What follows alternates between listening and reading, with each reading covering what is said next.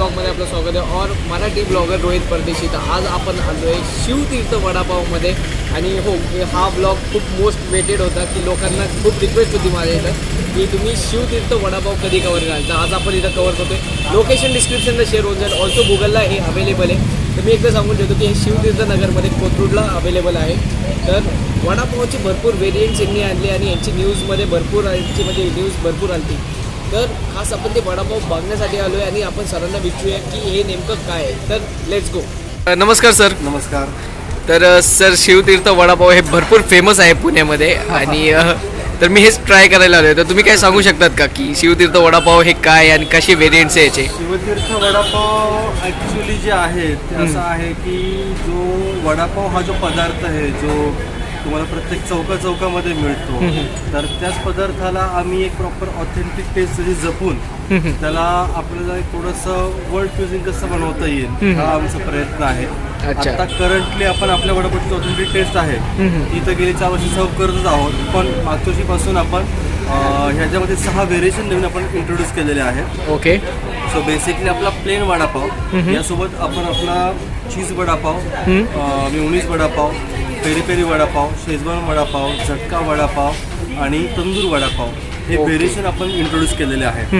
आणि हे सगळं व्हेरिएशन करताना वडापावची जी प्रॉपर ऑथेंटिक टेस्ट आहे ना ती मात्र आम्ही कुठे त्याला डिस्टर्ब होऊन दिली नाही. ओके, म्हणजे तुम्ही फ्युजन क्रिएट केलंय पण ती जी टेस्ट आहे ती जपली. आम्ही फर्स्ट नाहीये ज्यांनी हे फ्युजन तयार केलं, बाकीच्याही खूप जणांनी केलं. पण कुठे ना कुठे तरी वडापावची जी ओरिजिनल चव आहे ती चव हरवत गेली किंवा त्याला एक बर्गरचं स्वरूप मिळालं. राईट. मार्केटमध्ये बर्गर ऑलरेडी एक्झिस्ट करतो ना. बरोबर. तुम्ही वडापावला बर्गर का बनवताय? बरोबर. तुम्ही वडापावला वडापावच ठेवा आणि त्यातून काही अजून ॲडिशन करू शकलात तर ते अजून जास्त बेटर असं वाटतं. अजून एक रिक्वेस्ट होती की तुम्ही मला किचनमध्ये शूट करून देऊ शकता का, म्हणजे बेकिंग जे असतं आपलं वडापावचं.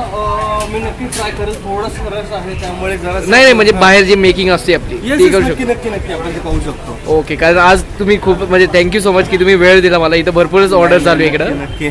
Thank you so much. येस. हा कुठला सॉस आहे? हा तंदूर सॉस आहे आपण तयार केलेला. हा जो सॉस आहे किंवा आपलं जे मेयोनीज आहे आपल्या ज्या काही चटण्या असतात त्या सगळ्या आपण स्वतः तयार करतो. ह्यामध्ये बाजारातून विकत आणलेलं कोणतंच नसतं. ओके, म्हणजे ओन मेड आहे. होममेड पूर्ण जी रेसिपी आहे ना ती होममेड आहे. ॲक्च्युली तीच आपली USP आहे की आपण शक्यतो बरी जेवढ्या गोष्टी आहेत त्या इन हाऊस करायचा प्रयत्न करतो. तुमचे पाव पण आय गेस कस्टमाइज दिसत आहेत, थोडे मोठे पाव आपण मोठे बनवून घेतो. आपण आता हा जो सॉस लावून झाला आपला तंदूरचा त्यानंतर आपण थोडेसे त्याच्यावरती वेफर्स टाकतो एक क्रंची पाणी येण्यासाठी. मेयोनीज आहे हा आपल्या वडापावला जे आपले आयकॉनिक चव आहेत प्रोव्हाइड करतो. हे जे आहेत ना हे आपले तंदूरचे वडे आहेत. तुम्ही पाहताल याचा कलर जो आहे ना तो तुम्हाला वेगळा दिसेल, टेक्स्चर पण वेगळं दिसेल. यामागे कारण असं आहे की आपलं रेग्युलर वडापावचं जे बेसन असतं आणि तंदूरचं जे बेसन असतं ते पूर्ण वेगवेगळं असतं. यामध्ये आपले काही सिक्रेट मसाले आहेत ते आपण यामध्ये टाकतो जेणेकरून ती वड्याला पण तंदूरची चव येते. आणि कोटिंग मग थोडंसं क्रिस्पी आणि कडक असेल. येस.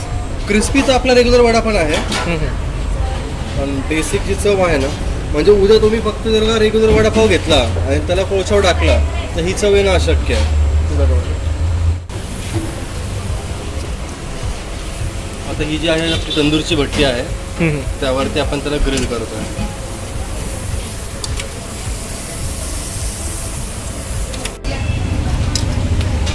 एक पाव म्हणजे एक मिसळ खायला आहे. 2 पाव म्हणजे पार्सल, 2 पार्सल.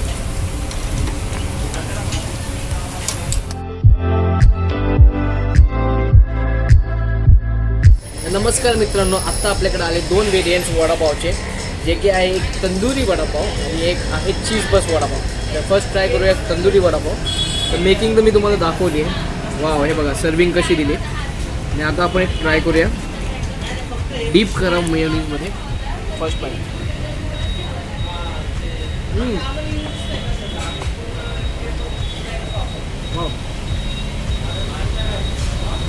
खरंच खूप युनिक.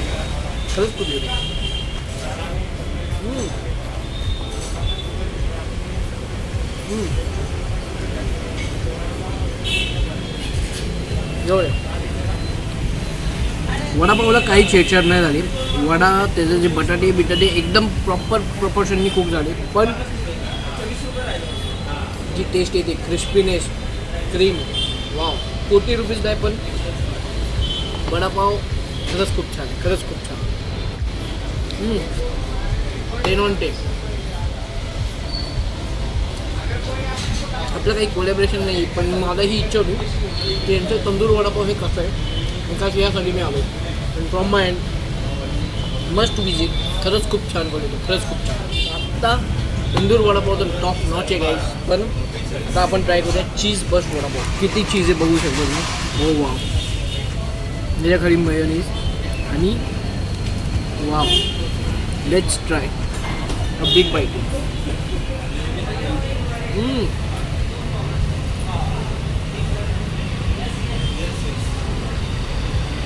थोडंसं स्वीटिश आहे, बट जे याच्यात तुम्ही सॉस बघू शकतो माझ्या इथं. चीज भरपूर आहे, भरपूर आहे. एकदा बघायचं जवळ येऊन. याच्या आत जे चीज आहे, वाव, हे बघा. आतून आणि बाहेरून याच्या आत पण चीज आहे, वर पण चीज आहे गाईस. खरंच खूप छान, टॉप नॉच आहे, टॉप नॉच.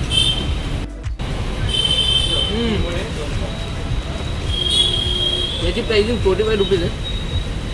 पण जर तुम्ही वडापाव लवर असाल तर खाण्यासाठी हे वडापाव खरंच अत्यंत एक नंबर आहे. फ्युजन आहे, पण टॉप नॉच आहे काही. फ्रेश चिप्स, त्याच्या आत जे क्रिस्पीनेस आहे, चीज, वरतून चीज, आणि जो वडापाव आहे तो एक नंबर. खाताना थोडंसं चेहरा हे झालं आहे मला, पण गाईस टॉप नॉच आहे. जर इकडे याल तर नक्की विजिट करा इकडं सर्वेनगर, कोथरूडला, जे की आहे शिवतीर्थनगर आहे. तर इकडे यायचं माझं नाव मेन्शन करा नक्की, आणि do subscribe to our channel. आणि असेच मराठीमध्ये फूड ब्लॉगिंग येत राहील, तर सबस्क्राईब करा, शेअर करा, आणि भेटूया नवीन ब्लॉगमध्ये असंच काहीतरी घेऊन नेक्स्ट टाईम. चलो बाय बाय गाईज.